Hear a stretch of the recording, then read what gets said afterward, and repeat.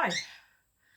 This review is for a short story collection, and I can't wave it around in front of the camera because it is an audiobook.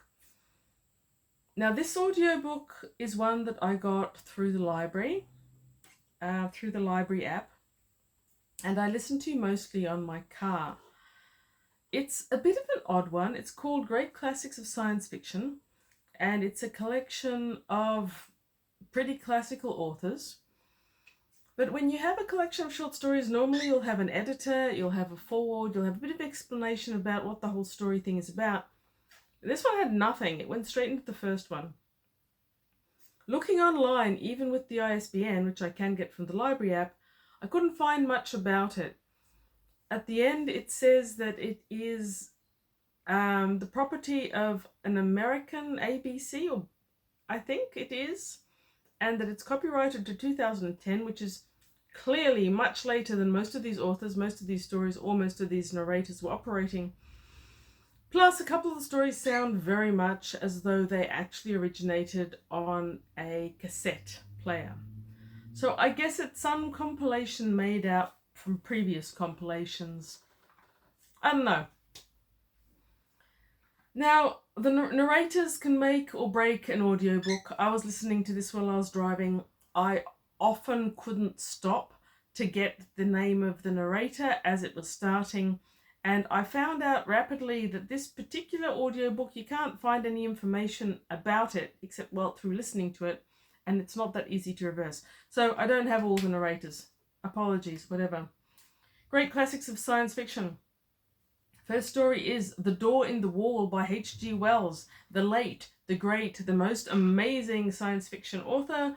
I gave this one 5 stars. It's a great story, masterly author. The narrative is presented as a story told to the narrator by a man of his acquaintance, and it's about a green door in a white wall that appears to this friend, first during childhood and then at later times during his life. When he was a child and he first discovered it, he was sort of playing hooky. He'd run away from his nurse. He went through it to this amazing garden where people welcomed him and played with him. Where 2 great panthers came up to meet him and were friendly and letting him pat them. He loved it there, and he kind of never wanted to leave, but eventually a woman showed him a book with his own story, and when it reached the last page, which is where he was standing and reading the book over her shoulder, he was just catapulted out of the garden. Now, the next day he tried to bring people back to this location, which he knew, or was it next day? At some stage he tries to bring people from his school back to the same location, but the door's never there for him.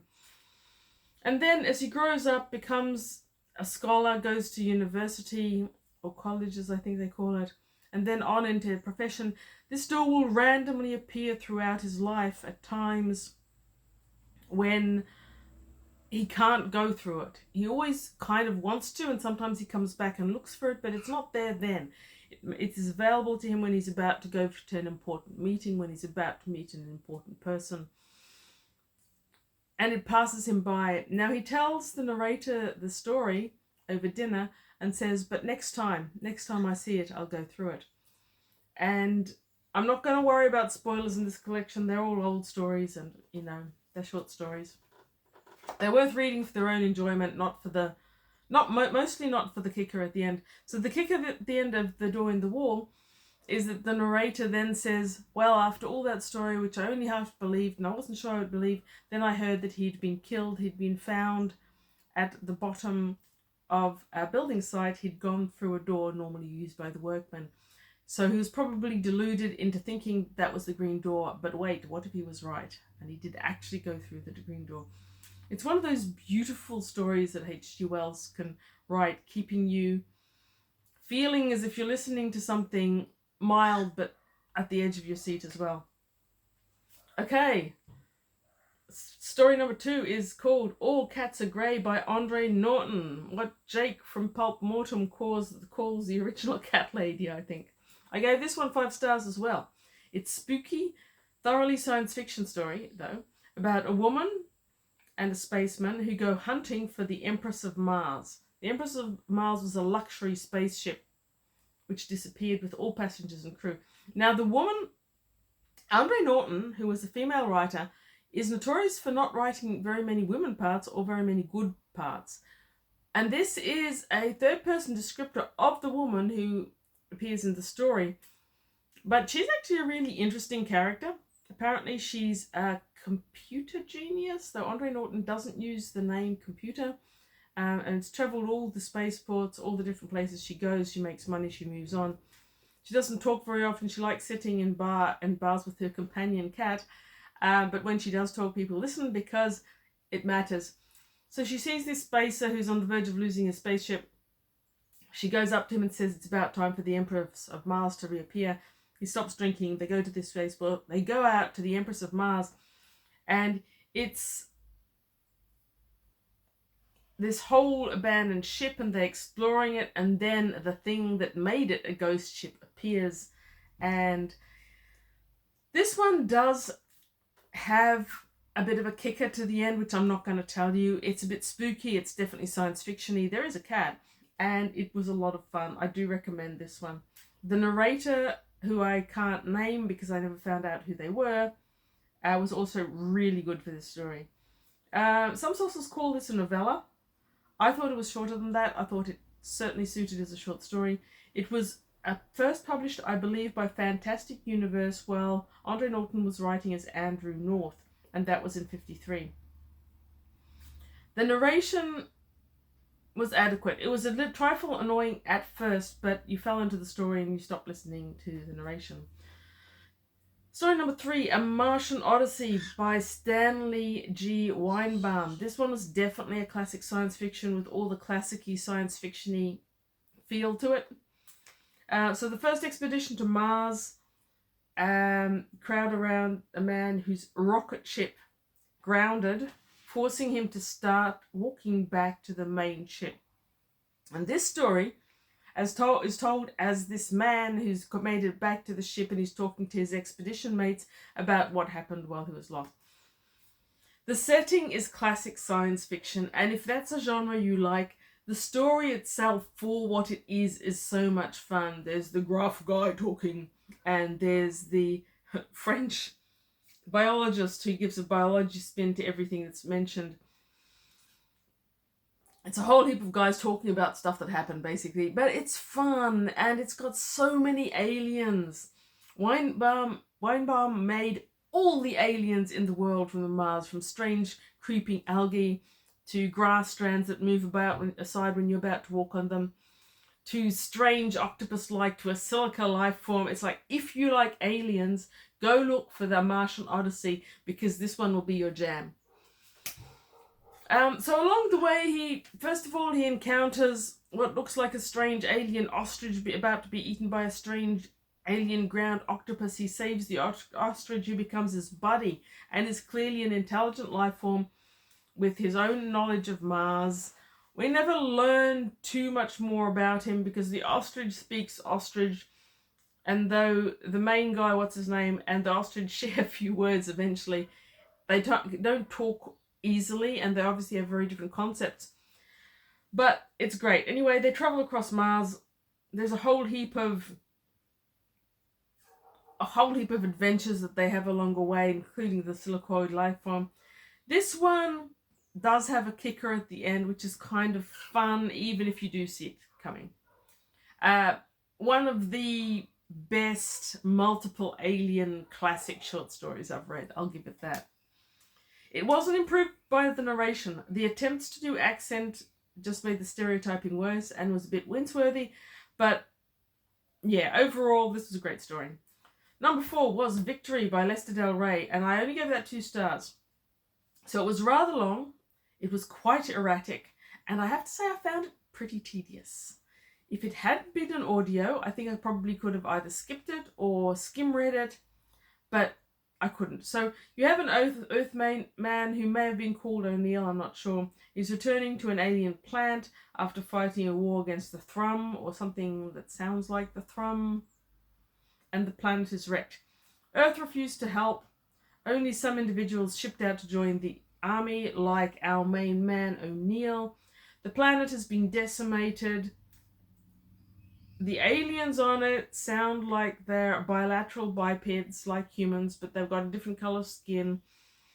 And it's all very grim, and Earth refused to help them during the war. And then Earth is refusing to help them rebuild their planet, though Earth is helping the enemy rebuild their planet, and none of it makes any sense, and it's incredibly grim and miserable, and he goes looking for his wife. It sounds like he married an alien. I don't quite get it, but whatever. He calls her Rhonda. I don't know.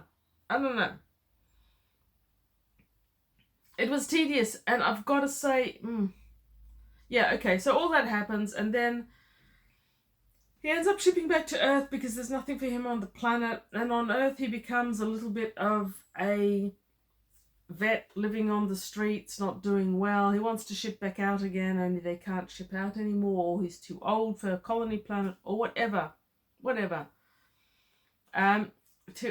Tedious. So at the end, oh no, plot twist. O'Neill is being recruited into the secret program that will prevent war by doing all this weird shit stuff. And I did wonder, as I followed this slow progress of this story, and the protagonist, who didn't make any sense, whether this was meant to be a searing condemnation of war. I suspect it was. I suspect that Del Rey didn't approve of war or warfare, and he wanted to show the horrors of it. I can't, however, find that Del Rey ever did that sort of thing. I actually researched it and read more about it than I enjoyed the story, but it doesn't seem like Del Rey ever did anything except for entertainment value. Albus Badries actually said the typical Del Rey character is an individual who is trying to do the decent thing to the best of his ability. The typical Del Rey story problem is that of a good and faithful being trying to understand a complex situation which prevents his immediately knowing the decent thing to do. When he writes a story whose problem becomes apparent only in the last paragraphs, this is frequently the nature of his trick ending. The mood is not shock but sorrow. The payoff is not some irrevocable destruction of the personality, but the reader's realization that even a decent individual must pay the price of ignorance. I did not love it. I don't know if that's a Del Rey. It's been a long time since I read any Del Rey, but there was nothing about this that really got me. Story number 5 was The Moon is Green by Fritz Leiber, and that too was a very meh. So it's like a lot of these stories, were they leftovers that just got mushed together? I don't know. So I think The Moon is Green would have been better if it hadn't been an audiobook. We've got a post-apocalyptic scenario, we've got people incarcerated in a shelter, and it's basically a play with a single stage set that never varies and people walk on and off. So the stage set is a tiny pokey apartment with lead shutters. There's, I think, 4 characters in the whole thing. The woman's standing there, she's opened the shutters to look outside and is now being verbally abused extensively by her husband, Hank. It's one of those names, isn't it? And he's basically doing the DV thing to the max. How stupid she is, how horrible she is, how she isn't supporting him, how dumb she is, how she doesn't understand. She may have let in the radiation or dust, as they call it. And how she has to come to this dinner to support him because he's got this new job. She says she can't go, she's too sick. She stays. So once Hank is gone, she opens the shutter, and some dude whose face she may have seen outside before comes in with his cat from outside.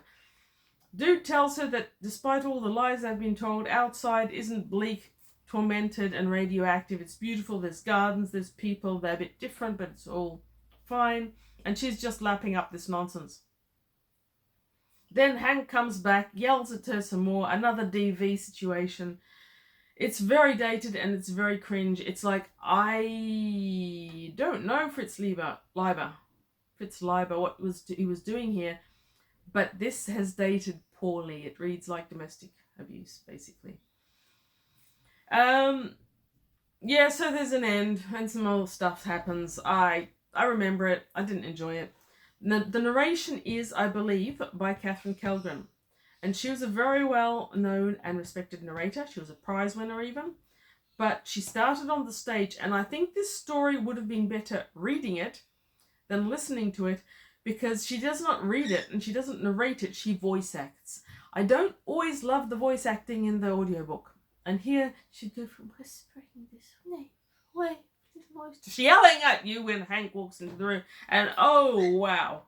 In an audiobook, that's bad. In an audiobook you listen to while you're driving, have Hank suddenly screaming in your ear, not good. Didn't love this audiobook at all. The story, meh. Post-apocalyptic people might read it for its own sake. It does have a twist at the end.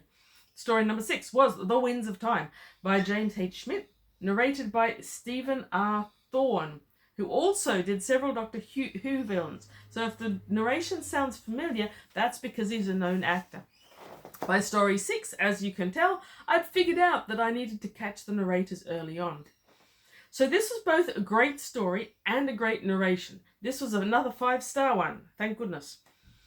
It's a classic SF story. We have the captain of a freighter spaceship who's been hired by this guy who he doesn't know too much about to take him to a moon, take him down to the moon's surface with some crates and then back up again. Now, the only 3 people on board are the guy who owns and runs the ship, the mysterious customer, and the mysterious customer's secretary called Karam. I think she's called Karam. Things go wrong. The ship is travelling through normal space when all of a sudden something twists and turns and it's no longer in normal space. This is after they visited the moon and picked up the crates. The main guy, whose name is something that sounds like Gertie or Girthy, I can't tell because the narration sounded odd. I'm not sure if it's Karen or Karam or Girthy or Gertie. I don't know. Whoever they are.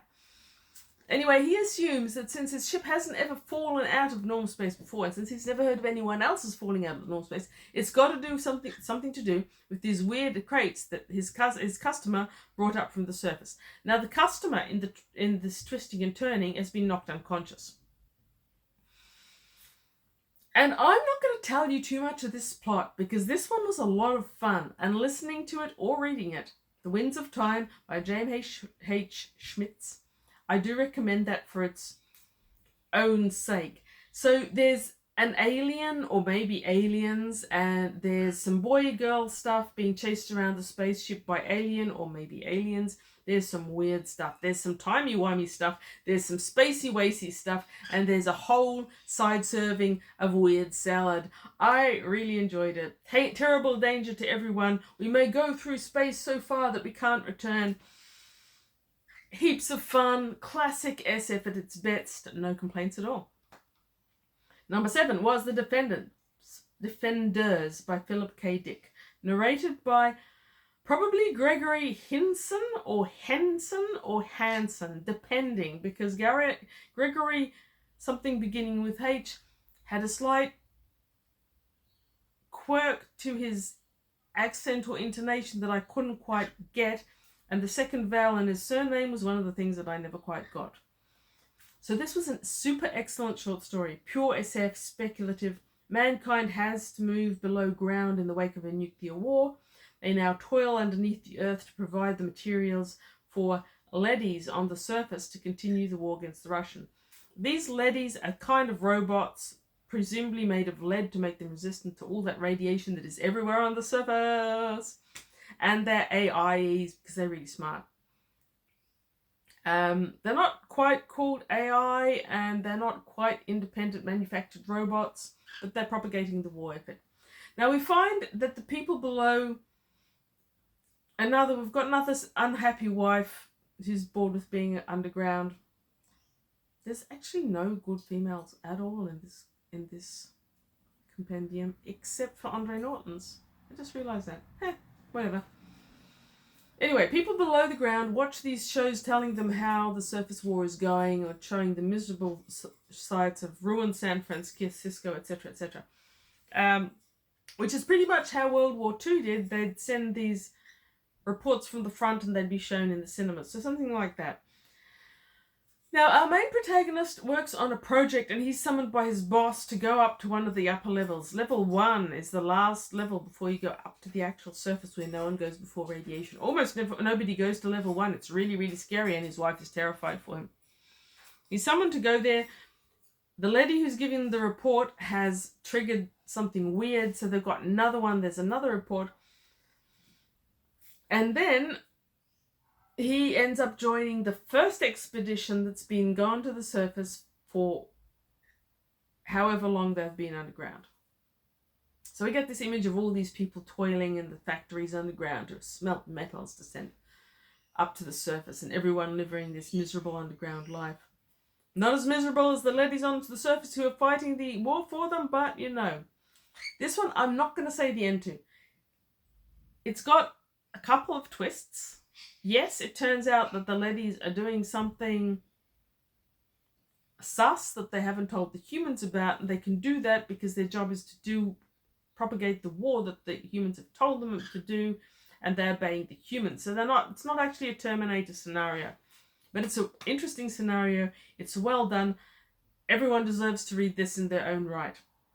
I had two small issues with this. The protagonist's wife seems to remember what San Francisco looked like from when they were fleeing the surface or before they fled the surface. But later it suggested that they've lived below the surface for generations. And since it's an audio, I can't flick back through the pages to resolve the question and decide if I heard it wrong. However, this really excellent story confirms me in my long-standing opinion that PKD was brilliant at short stories. He was a real ideas man, and they should have kept him away from the novels because that's when he drifts off and does weird stuff that isn't much fun. The last story was The Missing Link by Frank Herbert, and it was narrated by Frank Brick or Brink. I'm not sure. Something like that. Frank, something beginning with B. And disappointingly, I really didn't like this story, and I think it was mainly because it was an audiobook.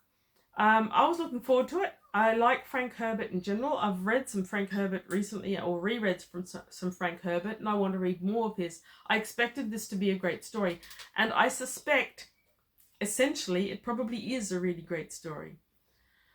But for the first part of it, there were too many people with too many accents, and Frank Brick was trying to do too many voices to make all the different actors saying the different things make sense, and they didn't. It would have made sense inside my head if I was reading it on the page, I'm sure, but it didn't make sense as an audiobook. The story is some guy who's just graduated as a cadet has been summoned, possibly by a captain or a commander, or maybe the person who trained him, for some particular corps of spacing stuff, only he has to dress in some other corps of spacing stuff uniform to pretend to be something else. There's an awful lot of instructions. None of them are easy to follow. There's too many attempts at levity by the different characters that I didn't always get. I had no idea what was happening for the first bit. I don't like feeling stupid. I didn't like the feeling of not knowing what was happening.